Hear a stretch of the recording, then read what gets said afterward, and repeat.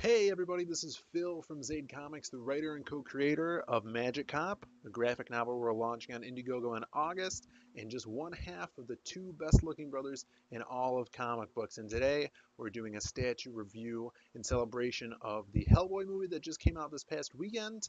We're reviewing the Sideshow premium format Hellboy statue. Now this is, in my eyes, the best looking Hellboy collectible that's on the market. It came out probably in 2009, and we're going to get into it right now. Hellboy, here we are, the great character created by Mike Mignola in the 90s. And this is, I think, the quintessential look for Hellboy and the statue that embodies the character from the comics. You get this really cool, like shading effect on his muscles that make him look stone like he looks in the comics. And I have a comic back here. As you can see, this is an early issue of Hellboy, Wake the Devil. And this is just such a good look for the character. You're not going to get this look anywhere else through, like, in the movies or in a lot of the figures. They just miss the mark, having these deep cuts into his muscles that pick up the shading and the blacks that Magnolia is known for. Uh, Tried to get the best far away shot so we could do all of the statue first, as we could see the right hand of Doom, and he even has a tail, which is pretty awesome. The tail comes out, so does the arm. This piece, it, it comes in a lot of sections that you have to put together, right? So we have the base, which we'll go over in a second. It is a premium format, so it does have material clothing. This jacket has a little wire in it, which we see in a lot of Sideshow premium format capes, where you can bend it and it'll hold form, which is really interesting and cool for different displaying different options. He does have a switch out arm that we're not going to look at right in this video. It's in my box, but it is a big sword. It's just your standard Claymore Knight sword that goes into his hand slot here. So instead of the gun, he would be holding a sword. Now I display him in a glass case, and there's no way you could display him in that case when he has the sword, because the sword sticks out about that long and rams into the front of the case. But I do like his gun better, so display him with the gun. He has his belt, which is made out of material also, and it's directly from the comics. He has his holster. He has his little rosary and the BPRD belt. It does not have the symbol here. It's just like the red symbol. Um, it's just red. But the belt goes on. I know for a lot of the characters, especially for my Lobo statue, we'll go over eventually, his belt is kind of hard to deal with. This one, you actually have to put on him and fold the little, leather, I don't know if it's fake leather or real leather strap into the belt to snugly put him on. But yeah, we'll go over the sections. The base um, is really it's the heaviest part. Usually the base is always the heaviest part of these statues. And then this snake that wraps around it, you have to finagle on there. And then Hellboy is one piece up to his neck and his wrists, where then you slide in the hands, and then you slide on the right hand of Doom, and then his head, and he has a separate head we'll go over also. So let's take a closer look at Hellboy. So his head sculpt, this is my favorite of the two head sculpts, but I do like switching it up now and then. This is like your standard first appearance Hellboy head sculpt with the smoothed out horns. I know a lot of people, including myself, when I would see the character in ads in other comics for Hellboy, a lot of the ads were in black and white, and I always thought the horns were goggles he had on his head until I saw the movie and then started reading the comics. I've read through all of the main storyline of Hellboy through the library editions, and the story is so cool the way that it is a linear story. There's no retconning throughout the history of Hellboy, and it goes from the 90s up to present day because he lives that long. And he doesn't age as rapidly as humans do. So you get a lot of cool Easter eggs and throwbacks into the story as we see his patented little ponytail back there and his big sideburns. I'm gonna switch out this head, and if you guys are familiar with statues, you know that it just, especially Sideshow, it's held on by magnets, just pops right off.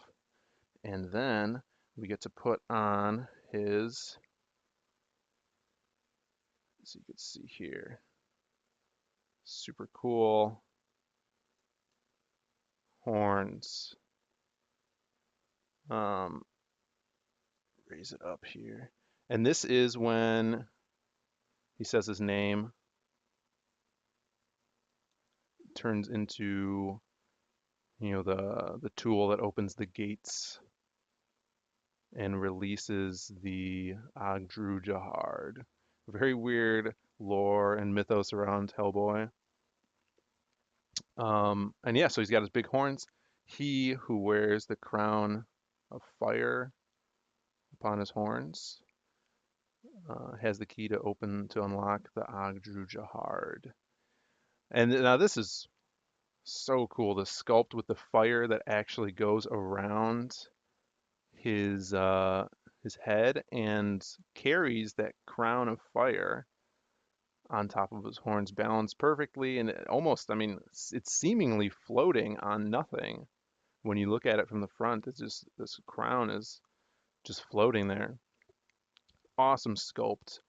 And looking a little bit meaner. Can't really see his eyes here. He's got those yellow, uh, slight eyes under that big brow and that little monkey face, as everybody calls him a monkey all the time. But I've been displaying him like this recently, but I do prefer the classic Hellboy without the horns because that's how I like my Hellboy. We'll go over to his other switch out, which is if you get the exclusive version, it's his hand.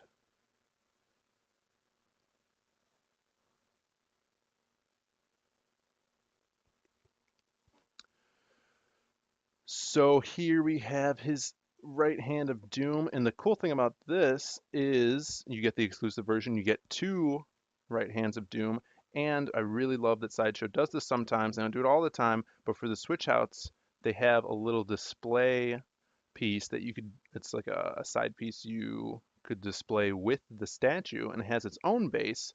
So you take this guy out and you can put the other one in and just switch it out. Now this one, it's not for the exclusive, it's not a big difference. It's this big hand, you can't put the sword in it. Um, and it doesn't really make a difference for the statue. I just liked it. The one I bought had it included. So I dug it because this extra little display area. Um, I don't know if I would have gotten if I pre-ordered it. I don't know the difference in price it was, but the one I was buying from an independent seller, he had it, so I'm like, yeah, sure. And I want to focus on this base right here because the bottom of the base of the statue has this same green, almost iridescent glow to it. The paint job is really cool on the rock of the base. These awesome, runes etched in to the bases. And the paint job on that is just really nice. And the paint job overall on the statue is super professional. I mean, that's what you get when you get a statue from Sideshow. But my complaint with this statue does take place with the exclusive because look at this. You have a prime area of your statue, which is the right hand of doom, this giant stone fist that Hellboy has. And when you display it, say you display it like this because you want to see the meat of the statue, want to see the cool part of the base. and you can't even see the right hand of doom. And I know this is a lot of people's complaints that have this statue. So, you have to kind of display it like this. And what I've done with the coat, so the coat doesn't cover the fist, is I've put it, place it like a little bit in between his fingers, like he's holding it back, so you can actually see some of that. So in my case, he's probably displayed, like this a little bit because I want to see, looking off to the side, I got a glass case so you could see from every angle. And so if you're standing over here, you could see him and you could kind of also see the right-handed Doom and his tail because his tail, I mean, that's part of the art also.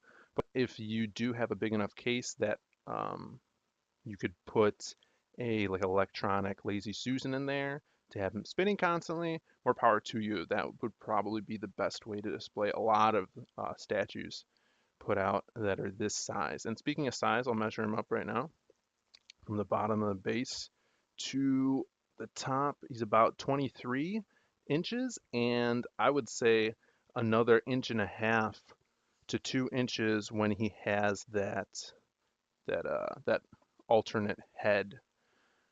So let's take a look at the base. This beautiful base, very reminiscent of Mignola's art. A lot in the comic.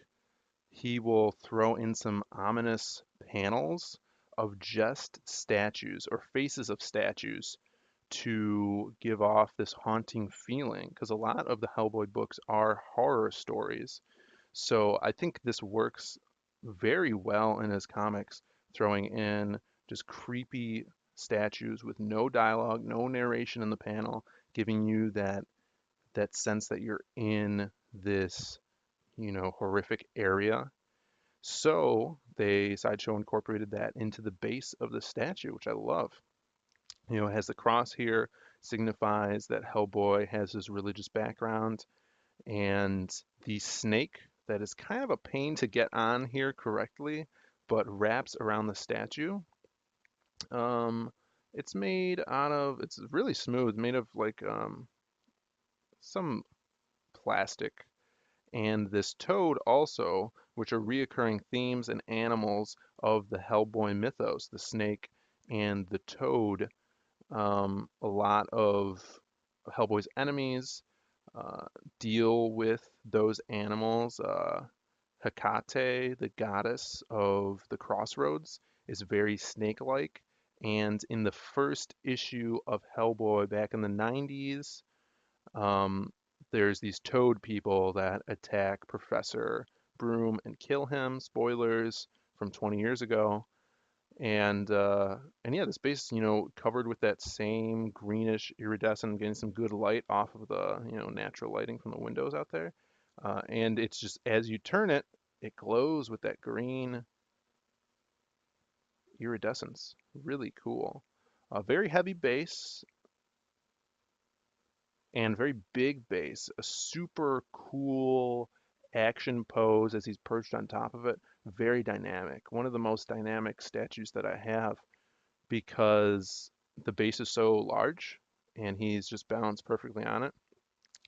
Kind of weird getting him into the base. I know some statues have, discrepancies with how close they are to the edges to fit right in those slots for his feet. And let's take a look at his feet too. As you can see, he's got his hooves.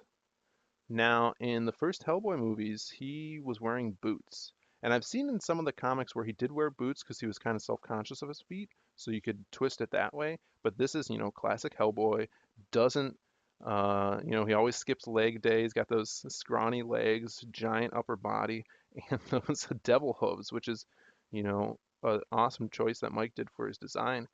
And I wonder, I haven't seen the new movie yet. I wonder if he'll have those hooves or he'll be wearing boots again. His legs here, he does have stretchy shorts on because he loves showing off his scrawny legs. And yeah, you could display this character without the jacket because you do have to put the jacket on. The jacket is separate. So if you wanted to, you could totally display him, naked Hellboy if you wanted to. a closer look at his pistol there. Um, like I said, it just comes out right there, and then you put in his sword one, which, the sword I'm not really impressed with, but I'm very impressed with how many options you have for this character.